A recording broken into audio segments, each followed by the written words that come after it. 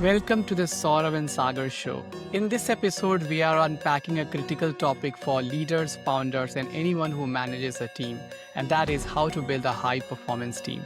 Every person, every individual have their weaknesses and strengths, but an outstanding team will ensure that we override the weaknesses that are there as an individuals. A team makes us stronger. It makes us like a family. Behind every successful product, project, or company, there is a team that knows how to work together, stay focused, and consistently deliver results. But what really makes a team high performing?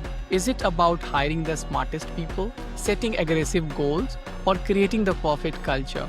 We are going to dive into all of that, from leadership styles and psychological safety to accountability, trust, and the clarity of role in communication. Individuals will thrive in a culture where you are being helped by your team to excel at what you do good and also improve at what you don't do good.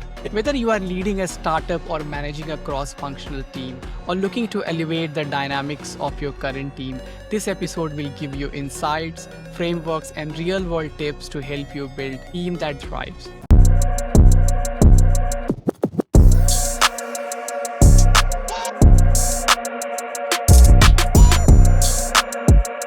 Hello, everyone. Welcome to the Saurabh and Sagar show. Today, we have got an awesome leader in technology pre-sales, Kiran Hagen from IBM. Welcome to our show, Kiran. Hey, thank you. Great pleasure to be here. Kiran, I'm going to start with your bio data, which I got from LinkedIn. 26 years in IT, out of which 19 years at IBM. I didn't knew that, but you have been in pre-sales throughout. You have been a technical sales leader for ANZ, ASEAN, Korea. You've coached so many people and you have touched so many lives, including mine. So thanks for that.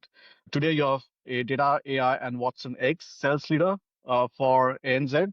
You are also an expert Lego builder, and I can see you have a record of building mainframe Z16 kit in 19 minutes 56 seconds. Over the 26 years, you have built some amazing teams, outstanding teams, high performing teams. And we are really fortunate to have you here talking about how we can build a high performing team. So thank you again for coming on our show. My pleasure. 6 years back, did you envision that you will be a leader and you will be leading world class teams across regions? Well, thank you for reminding me of my age. That was very generous. Yeah, I started out as an IT traineeship in IT. So I joined a company that actually taught me how to code in COBOL. That's why I obviously ended up in IBM many years later. I started as a coder, and I turned out if I worked really hard, I could be a really mediocre coder. And then I shifted across and I became a technical trainer. And then I realized that there was this great job called pre-sales, right? The ability to mix education and technology. And I was on that journey ever since. And what happened is early in my career, when you start to build your specialization, right? Or explore your vocation, I said, this is really cool.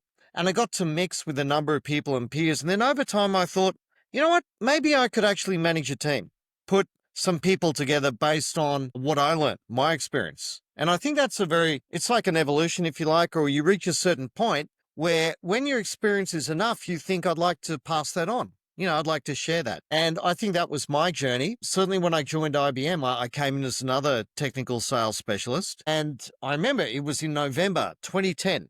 And they were combining a team called the data team and the InfoSphere team into what was called information management. And I switched from being a technical seller into that team leader in November. And that was when we started to have to put together a team of professionals. Ever since then, it's been, an incredibly enriching journey, meeting a lot of personalities, obviously yourself included, and learned many things and built many stories over time. But it's been highly rewarding. We had in episode 2, Lam Trong, who is the MD of Slalom Austria New Zealand. He was talking about his career journey and how many challenges he faced moving to management. Did you had challenges moving to management? I think it requires a readjustment, if you like, because when you're a tech seller, or let's just say anyone in a team who's got their specialization, you're a team of one, right? You know what you have to do, and you've got a very deep skill expertise set. When you're a manager, while you come with that degree of background, you have to broaden, if you like, your support. across other team members. So I made a very conscious decision when I moved into management not to be that technical specialist moving forward.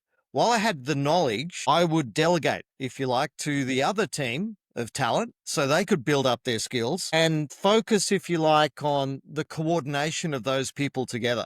So it was a very conscious decision to remove myself from hands-on keyboard and not be that guy in the room and remind myself that my role was to think more about others than it was to lead my direct engagement. When you do an individual contributor role, when you are a very technical person, and then when you go into management, you kind of move from an individual contribution to the art of delegation, delegating work. And many times I've seen leaders who are technical in their first time role as leading a team. They invest a lot of time worrying about the technical bits. What was your experience with your first team which you led, and felt you want to go into the details of what the team is doing and it should be done in some way, or did you give autonomy to your team? It's a really good point, right? To go in and assume that everyone in the team has to work the way you did things. That's not actually a good team, right? That's just you trying to clone yourself. And that's actually pretty scary. What I learned is one thing I did when we first brought the team together is I brought the team together. It was two different teams and they were in different locations. I actually hadn't met the other database team before. So I flew to Sydney and we went out for a coffee breakfast and they said, this is the first time our managers brought us coffee and that we got together. And I thought it's such a simple thing, but to bring together this concept of you are now a team, and that happens through community and connection, right? So that was a very early experience and an early learning is make the time to connect people, right? And then don't assume that what worked for you was going to work for every member of the team, right? Because they're all individuals and they're professionals in their own right. So really I used to call myself the technical talent coordinator, right? And that was my role. I remember me coming in the team, Kiran. This was 2015, I remember. Yeah. 2015. Yeah. I still And blame Trevor. Yeah. yeah, Trevor and Ian before that for bringing me to IBM Australia. But my experience with you was so different than my experience with any other manager. I came from consulting. I was obviously technically good, but I was not a fine technical seller. And you took efforts to coach me. You could have easily just mentored me and said, hey, this is the way to go. But you took efforts to coach me and to take me from somewhere who is not so good to someone who was, I think I'm good now as a pre-seller. So that time investment is really, I thought it was really good of you because you didn't have to do that and you did that. It's interesting you say that I didn't have to do that. Kind of thinking you almost have to, right? Because when we hired on aptitude. And that meant that you didn't necessarily have to come pre-configured with all the skills, right? Or all the tools in the toolbox. You could learn those skills. It was more about attitude, right? So we hired on attitude. And then what you need is if you just like some encouragement or guardrails, whatever it may be, just to exercise your own skills and acumen. I'm a big believer in the theory I learned at university. It's called multiple intelligence theory, right? So it's a practice by Gardner. And the theory is that people are smart in different ways. And what they do is they bring different talents into a role. And you should allow those talents to expand and explore into their vocation. But the other point you mentioned is, should you invest time as a manager? Absolutely. You need to personally connect with every individual. I mean, you're going to do that usually if you're involved with the hiring process to begin with, but you need to understand motivation. You need to understand strengths and what works for the individual. And that way you can just help, if you like, set the grounds for their own success, right? So I think an important part of management is to personally connect with that team, right? And it actually doesn't matter how large that team is. I mean, I was running teams, 120 plus people there for a couple of years back in a cross-region role. That's very difficult to set up and coordinate, but it is still important to take the time to understand people, where they're at, what they want to do. It's about motivation. And if you share motivation, then you're all on the same path and trajectory. You're all, if you like, running in the same direction. But thank you, Kiran, for doing that. I still remember writing emails. You taught me how to write emails. You taught me how to, talk to people. You taught me how to take emotions out of communications and debate on the facts. There are so many things that you taught, and it was a journey for me. and I thoroughly enjoyed working you. The way you gave feedback was also so different to other people that I was able to get that feedback, digest it, and then work on it. So thank you very much for that. I owe you. Well, I probably should clarify. You already knew how to write emails. You already knew how to talk to people, right? So you didn't have to do that. All we did is we just added a few skills and techniques on that. It's to give yourself full credit, you're the master of your own success. All we did is just set up some frameworks and boundaries that you could explore. It's about, if you like, setting the foundation for your own success. You're really receptive to that. You've been incredibly adept at your own professionalism and taking on feedback and improving yourself. I think that's a great dynamic. Doesn't always happen with every individual, but when it does, hey, that is mutually assured success. And that's a wonderful position to be in. I'm liking the story between you two, and it's very inspiring to hear that you had a role to play in Sagar's group. I want to understand, how do you know that someone need help? Did Sagar came to you, or someone comes to you for help, or do you take special interest in how is that you create a safe space for your team with? Yeah, it's a really good point, actually. A safe space is actually very important for effective communication, right? So I don't believe in very hierarchical management systems. I avoid those. I think there's three principles that I used to take in management. Working with any new team member, I think there are three questions in anyone's head. Do you know me? Can you help me? Can I trust you? So the first is actually builds the awareness of the individual, right? And we talked about that. Meet, connect, understand what motivates them, their hobbies, their family, their background. It's just, good, effective management. And the second thing is, can you help me, right? Which you talked about in terms of, do some people ask for help? Proactive people do, but not everyone sometimes feels that comfortable. So occasionally you have to pick a forum or a time, or even just connect casually, one-on-one, right? Just for coffee. Or we used to do a lot of work on the road, and we would make time to connect lunch or dinner after events, and we call it a debrief. What it really was a chance to chat, right? And maybe have a drink. They're the best. And then the third thing is, can I trust you? That is what managers should aim to get from their team, trust. But it's earned and it can't be broken, right? So really good managers build trust through their words and actions and what they do, and with the motivation and the good intention of their employees' well-being in mind. So it builds. If you get those right, then teams actually become less about management and more about success. I have a very strong opinion of how my manager should be, and I just can't work for someone who is hierarchical and shows up on the power and Yeah. not get a feedback from employees. So how do you work with your manager? And are they all like you? They're different. I think all of us know good managers and bad managers, right, in our past. And I'll mention one manager that we both know. Kippen Chung was a great manager to me and a great personal mentor. And he used to walk into meetings and actually say, I work for you, right? And I've got to be honest, I don't think I've heard any other manager other than Kippen say that, but he genuinely meant it. He meant that he would go in to fight for you. He would lead from the front. He was a great motivator, a great mentor to me personally. And I really think, regardless of hierarchy, because we're kind of fortunate in Australia, it's not always the case. We don't really, if you like, respect hierarchy or title. What we respect is feedback, right? And dialogue. So sometimes that's a learning exercise. So with some managers used to talk about, and it's probably the case for many people, breaking them in, actually building a dynamic or a rapport so they can understand what your strength is. I don't like passive management, which is a request, go and do it, right? Because that I find is not productive to dialogue and not necessarily productive to outcome. So I've always found it far more effective if a manager takes the time to explain the why. If you have the why, then you have the context, if you like, to why it's important. And then you can see your place in that.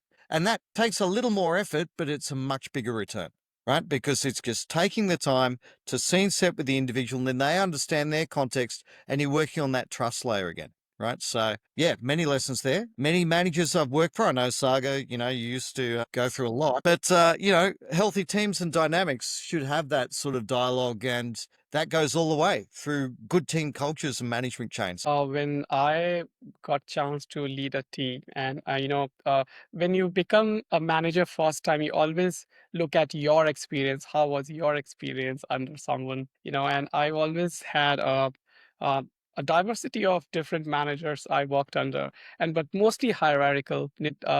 And when I got my chance to lead a team first time, I had to do something else, and I was very friendly. I was every point in time was trying to do the opposite of what I was subjected to in my experience, and to the point that someone in my team said, "You don't have to be so friendly and ask those questions. Just delegate work and forget." So I was trying to be very helpful with my team and trying to protect the team. So many time in meeting and tough situation, I was like, my team, I need to protect. You always either learn from behaviors or you try to do different from the behavior you learned.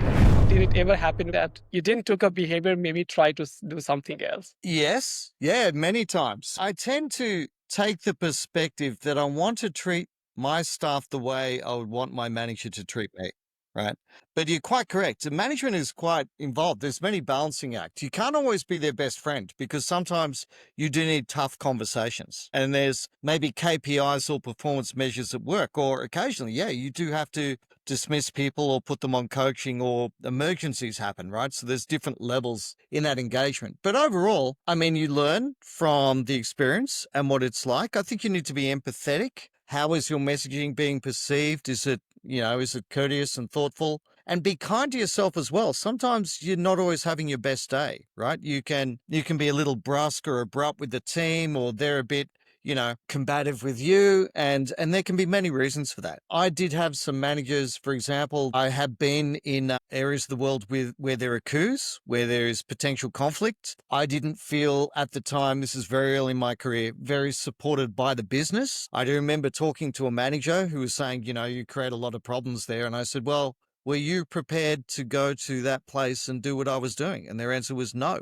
It was an honest answer, but you didn't respect it, right? So that left to another lesson, which is I'd never ask my team something I would not do myself. And there is an important thing to do that in terms of leading from the front, or also, I guess it's called shouldering the load, right? And doing that. So also showing that you're in there together, that you will set the same standard as you expect on the team. Electric versus petrol car. Electric. Sales or consulting. Sales. Team or solo. Team. It's like option A in every what else you got? You never know. Social skills or technical skills. Technical. Sydney or Melbourne. Melbourne, man. Seriously. We're like the Paris of Australia. Tea or coffee. Tea. Sleep or go to gym. What the? Why would you hurt yourself? I've taken some of that from you. I'm sleeping, not going to gym. Good. Reading a book or watching movies. I'd love to read more, but I'm watching movies. Use AI or use your brain. Both, but No, you use can't AI. both. Wisdom or knowledge. Knowledge. Wisdom comes in time from knowledge.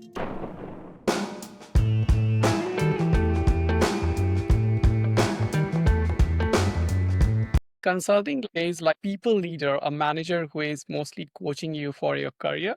And then when you work at client side, there is a delivery manager. So you always end up managers who change with projects, and they are mostly coordination of delivery and KPIs. And there is a manager who is your career counselor or a people Right. leader who you ask for leaves and your performance review and coaching. Did you ever got chance to play those two roles? Yeah, it's a good point. I mean, we didn't have the luxury in IBM in separating those management duties. You were a lot of things to a lot of people, but I am aware of business areas where, for example, you might have your project or delivery manager, and that might be a different kind of engagement, right? You're almost like a resource coming into a team for a project, and you might move off. And their role is slightly different because they're doing things like maybe measuring your outcome against a number of milestones and things like that. Whereas your operational manager or your first line manager is more concerned with your overall things like administration, career paths, skill sets, and planning. So sometimes those separate roles with very discrete responsibilities, sometimes they're blended. In my role, it was very much blended. You had to focus on term, middle term, long term. Right. So part of the motivation when connecting with team, and I remember this, Saga, we set up some meetings where we talk about career path and progression. It's so interesting that so many managers, if given the choice, don't have those conversations. And as an employee, you're almost like, I really want that conversation. So taking the time to do that is important because you also understand motivation and then there's short-term, medium and long-term goals. For example, IBM has fairly rigid, what we call bands, and there are criteria to do that. So when you meet an employee who's maybe doing a specialist role for maybe 2 to 3 years, they're probably really good at their role and they're probably appropriate for some sort of promotion or process to do that. But unless you take the time and sit people down to do it, the problem is if you're moving in and out of consulting roles, you're always busy and utilization is king. So people forget the longer career path. So you take the time and measure what can be done to move that long term, right? So sometimes you have to help people help themselves and dedicate the time to do what's right for their career. I will admit, sometimes that's at odds with their KPIs. Like if you're booked on utilization, sometimes learning or taking time to put together a career package is difficult, right? But with the right support of your manager, and I certainly encourage team members to take time out of their work week calendar to do this, it is a better long-term return. And those people become the next managers, next generation of talent. So yeah, the operational responsibility will depend on the organization and the role you're in, but some of the principles, regardless of whether it's an individual project or you're looking at long-term talent career, they have different milestones. It's just in the perspective of the work that's being done. But overall, bigger issues like career progression, skills, certification, building talent, that doesn't change. That's important for any individual.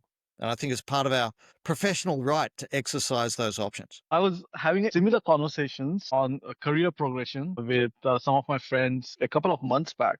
Every year, we expect our employees expect that they will have some progression, whether it's a career progression, pay hike, or something. I don't know whether it's an unfair ask or not. The process of promoting people and giving a career progression. It's really about practical career progression, right? So because you look at some people who may be early professional hires or someone like that, they can accelerate quite quickly, but it takes time, if you like, to build up success. So it could take 2 years potentially in a technical role to show evidence of success, if you like. Other people might actually be quite happy where they are. I certainly have some professionals who are very happy with their band and their status. Their work-life balance is really good. They're doing what they want to do.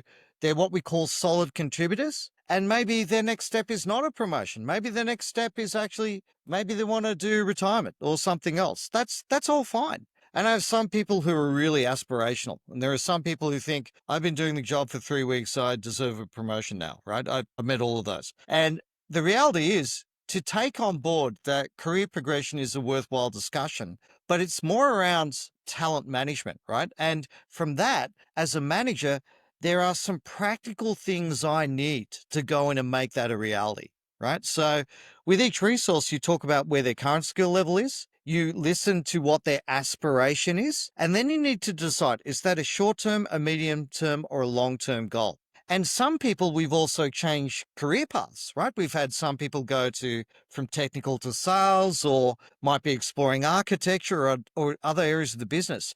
I think all of that's welcome. It's really just helping set, if you like, the progress of the journey they can take that gets them to that outcome. The big, I guess, challenge is if no one has that guidance or direction, then I think sometimes that talent gets wasted because they feel like there's a churn or they're underappreciated or they move on.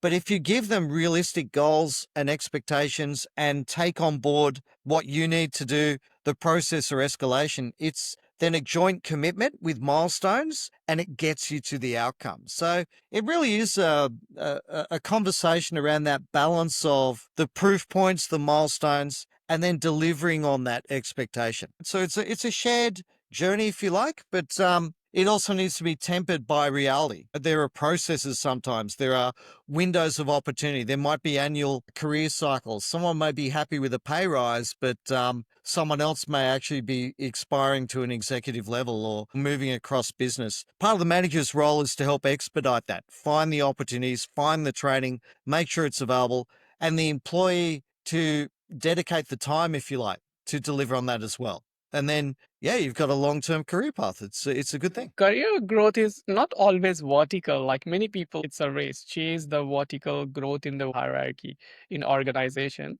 But sometimes career growth is also horizontal. You're not chasing the vertical growth, but trying to upscale on skills which you think relevant, upcoming, being more proactive. And because many times the vertical growth KPIs are not aligned with people's strengths and weaknesses. Everyone has different strengths and weaknesses. So I feel the better way is to just discover what's your true strengths are and weakness and work over your strength or improve some of your weakness. Something I do, like I felt as a very introvert guy, getting promoted in the management, I really struggle. Like a 17-year experience. I see some of my friends are very senior up in the industry. Then what I started doing was not chase the vertical, maybe upskilling myself, doing some certification, growing horizontally rather. That's my concept of growth. Absolutely. In fact, everyone's journey is personal, right? I mean, it's not necessarily the case. You have to come in as an EPH and then you have to work through a band and then you become a manager and then you become an executive.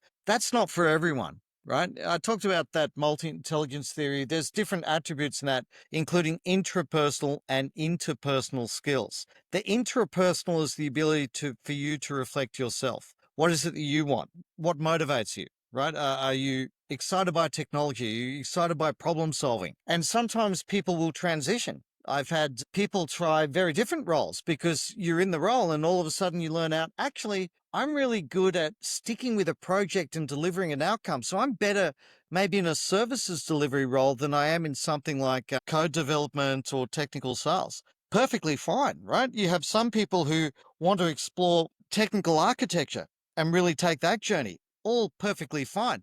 So everyone's journey will vary. But I think the most important thing, as you say, is if you're considering yourself maintaining your skills and your curiosity and exploring these roles, then to fully grow as a human being, you want the opportunity to develop, right? That's a more fundamental thing. So by experiential awareness, you can explore opportunities, but you also want to set some of your own career path destiny as well, right? And innately, if we all do that, we become probably the most productive people we can be in the role we were meant to be in. And if that happens, then you've had a great professional career. You changed a lot of perspective about looking at manager, Kiran. For me, I think about two distinctive group of people. One is managers, and those are leaders. And I like to have leaders who are managing me. Manager can be an AI bot, do the leave approval, do your reviews. When you are experienced enough in the industry, you don't need a manager. You need a leader whom you can follow. So, what are those traits of being a good leader? What do you do to become a good leader? And that's an important point. A manager and a leader is different, right? As also is a coach. So they talk sometimes about people being a mix of manager, leader, coach, right? From that perspective, classic operational management was the least exciting part of my job, and I was probably the worst at that element, right? The expenses and the approvals and stuff was just kind of dull, right? So the sooner we automate that all, the better, right? And we're on that journey right now. I'm selling software today to solve digital labor, right? But the leadership piece really comes back to the experience of doing your job in the field and helping other people have, if you like, a guardrail on what that might look like. Now, that can be a difficult thing because sometimes when you lead, it's your style, your personal approach. Not everyone has the same style or approach, right? We all have our different keys and strengths. Some people are really kinesthetic, right? Really full of action. Some are more visual. Some are better at storytelling or vocal or even being musical. Find your path, if you like, right? Find what works for you. As a leader, though, my job is particularly in times where the ask may be difficult, that's when you need to lead, right? Because you must help inspire people to take that journey. That is an emphasis of a leader, right? And that's why the point is people want to follow. So through that, it usually comes through experience and techniques, but also don't leave it there. That's where the coaching element comes in. If people liked what they saw, tell them how you did that. Show them how to get there, right? Some people will unpack it and do their own thing, and that will be exciting. That will inspire me. That's why I love dynamic teams. If I've done something really well and someone's gone away and come back with something even more awesome, that's brilliant, right? Then all of a sudden that's a team in growth. So yes, leadership is important. Some people are natural leaders, will never be managers. I've seen some great sales leaders who hate managing other people because that's interpersonal, but they're great at just inspiring others. So, they're all valuable, I think, life skills that apply to business. How do personality play a role in leadership or management? Like when you see, there's a myth, a lot of people think that extroverts are people with good social skills are great managers and leaders, and introvert and shy people can't be leaders. It's quite interesting. I did psychology profiling back at university and I was sort of like introvert, extrovert, if you know what I mean. I actually, I'm a reflective learner. I like a lot of quiet time to do things and put my thoughts together. I spend a lot of time preparing for content and I usually do that in isolation. But when I wear my management hat, I have to be extrovert. Or if I'm doing a marketing event, I have to be extrovert. So I don't believe necessarily in the categorization of people being one thing or another. I think we just learn it in terms of the role, right? So allow yourself, if you like, the skill set or the bandwidth to adopt those roles. For example, if you're out there on a stage, you better be extrovert, right? That's fine. If you're working with a large team on a kickoff, you better be extrovert. But if you are more inclined to be introvert in your personal time and you respond better to that, then also change your settings when you're with your team and maybe set up, say, on one-to-one conversation, informally over coffee. It's exercising, if you like, your natural proclivity, your natural direction there, but in a way that gets you to the outcome. Right. So, yeah, don't think you have to be a certain personality type. You do not have to be extrovert to be an effective manager. You just need to know yourself, right? And then respond to your team in the best way they respond as well. I was listening to an interview of one of the Bollywood actor, and he said in reality he's an introvert, very shy guy, but in films he always play a very extrovert. So he said it's just acting, we playing a role. So I forgot about my personal. I can mimic a person, but in reality I'm a shy. So as you said, when you are playing a role, you wear that hat. When you in your own time, you be yourself. Totally. And Saga and I know this because there's no way you can be shy when you're dressed up as Captain Stupendous talking about Data Utopia. I still have that dress with I'm the not sure I six can pack. fit into mine now. Yeah. One topic to discuss, which has intersected me a few times, which is favorism. When I was a team leader a long time back, I didn't even knew that I was favoring someone, and then I got a feedback after a few years saying, "Hey, you favored X person, and because of that, all other people they couldn't get the opportunity." How do you ensure there is no favorism? Because you'll have people in the team who are really good and you tend to get attracted towards that person. Is there a way not to have favorism and ensure it's a team which is built on a good culture?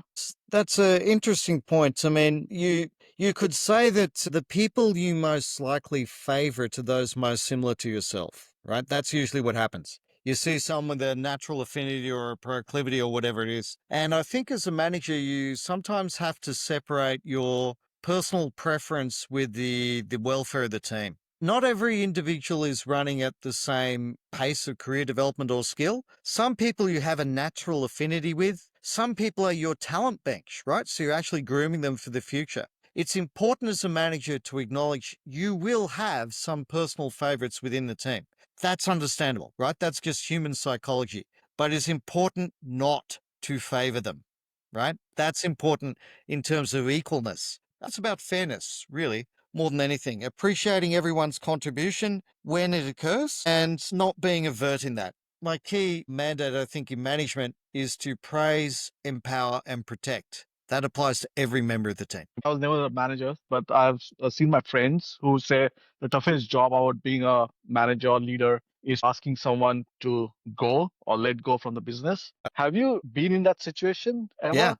Yeah. I wasn't long into my management journey. I think it was 18 months in, and there was resource action in the business, and it was a number of colleagues, and it was really wrenching. So, as part of my leadership program, I also taught aspiring leaders about the difficulty of these tough conversations. You don't personally hope that that happens to a business, right? And that's fine. And occasionally businesses might offer packages or redundancies that might make that easier.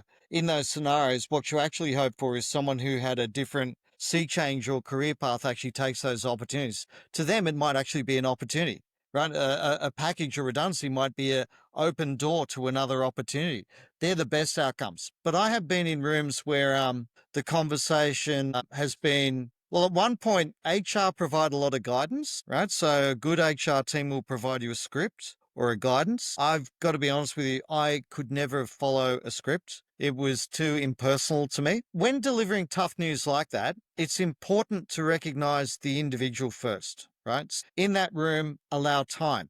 Allow time to process, because usually when you hear something bad, you might get defensive. There's a lot of adrenaline. That's fine. As a manager, you sometimes have to take that on board. What was surprising to me is I felt as emotional as some of the employees. I had to bring a box of tissues for them and me in some circumstances. But in really good discussions, once you move past the reality of the situation, you actually talk about opportunity or what's next. It's a bit like refocusing when you hear bad news and you wonder about, well, what do I do now? If you don't help that transition, people can leave the room really feeling disempowered. But in that conversation, you can actually say things like, well, now that this thing is here, you've got X amount of entitlement, which might be 6 months. I notice that you work really closely, for example, with these business partners or these other opportunities, and help them focus, if you like, on what they could do next. Sometimes it's just, I'm going to take a holiday, I'm going to reconnect and reestablish. Sometimes it's like, oh, I never thought of that. That's something now that I could explore. There was a film with George Clooney many years ago called Up in the Air. And it was about a consultant who used to do this for professional organizations as a living, to let people go. What I showed is the outtakes at the end of some of the extreme reactions of employees who could get the news. Brace yourself is my message. I think it's important to have these conversations with dignity. It was my first job at in 2008 when there was a global recession. Yeah. It was a normal day. I went to the office and suddenly I was called into a boardroom with all the big leaders. And I said, suddenly, and I was just fresh out of college. It was my first job, just finished 11 months in the company. And then, hey, I'm sitting with big people. What's happening? And I saw that my resignation letter was already printed, and HR was there. Hey, can you please sign it? We are giving you a 2 months of salary. And it was like, I was so young that time. It was hard to process. I was speechless. And then Yeah. I wanted to meet my friend. I had a lot of friends in office to say goodbye, but I was rescued till the gate of the office. So I can't even went to my system, say goodbye, couldn't meet anyone.